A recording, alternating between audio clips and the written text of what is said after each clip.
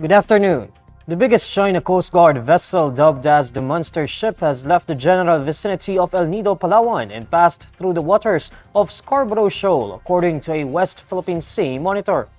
Sea Light Director Ray Powell says the China Coast Guard ship passed within 1 to 2 kilometers of the shoal as of 7 a.m. on Wednesday, June 26. On Tuesday, the giant ship was spotted only 40 nautical miles away off El Nido town. Before approaching off El Nido, the giant ship was spotted near Ayungin Shoal and Escoda Shoal on Monday. Powell previously said this action is part of China's intrusive patrols. The Armed Forces of the Philippines previously confirmed the presence of the China's biggest ship inside Manila's exclusive economic zone.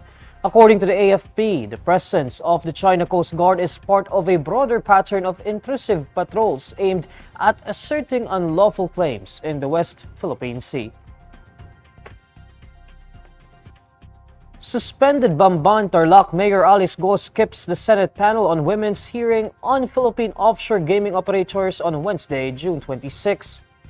In a message to INQUIRER.net, Guo's legal counsel, attorney Stephen David, says Guo is not feeling okay, adding that she is sick and stressed. Guo has been scrutinized after the Senate Committee on Women bared her alleged ties to Zunyuan Technology Incorporated, an illegal Pogo hub in Bamban. However, Guo repeatedly denies the accusations against her, including being an alleged spy of China.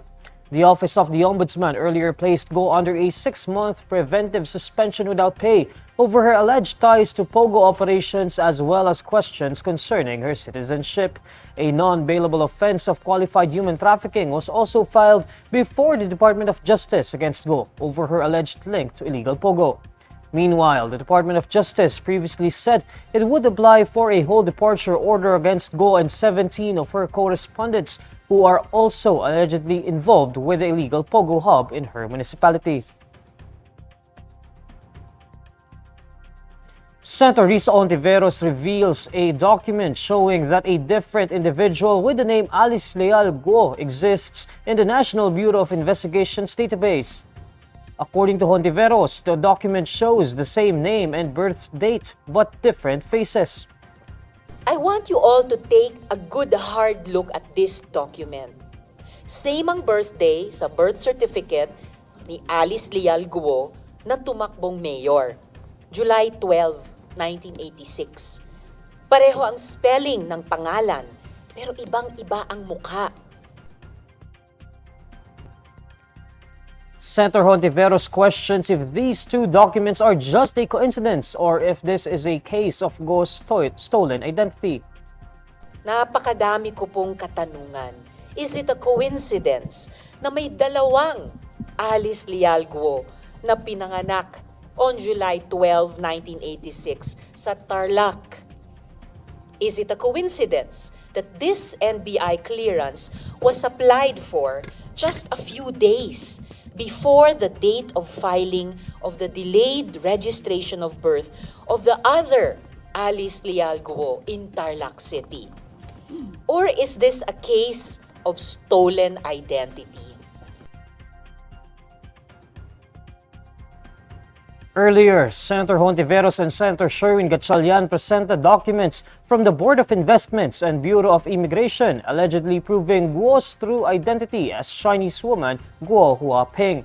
The documents from the Guo family's application for a special investor's resident visa indicate that Guo Huaping's real birth date is August 31, 1990. This revelation contradicts Mayor Guo's earlier pronouncement that she was a love child of her father and his housekeeper.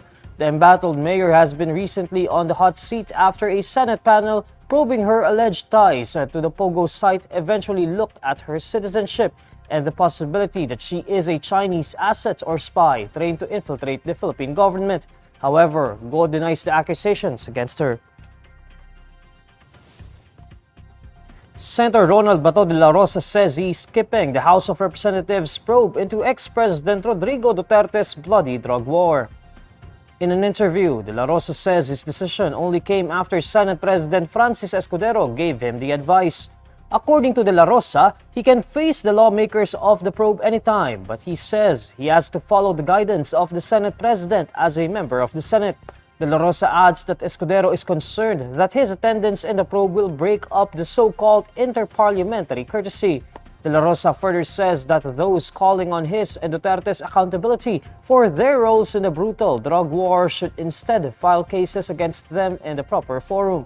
Dela Rosa was the chief implementer of Duterte's bloody drug war. He is among those mentioned in the Crimes Against Humanity complaint before the International Criminal Court. These are the stories you need to know today. I'm Neil Mercado. Follow INQUIRER.net on Facebook, X, YouTube, TikTok, Instagram, and Reddit. For more stories, visit INQUIRER.net. Good afternoon.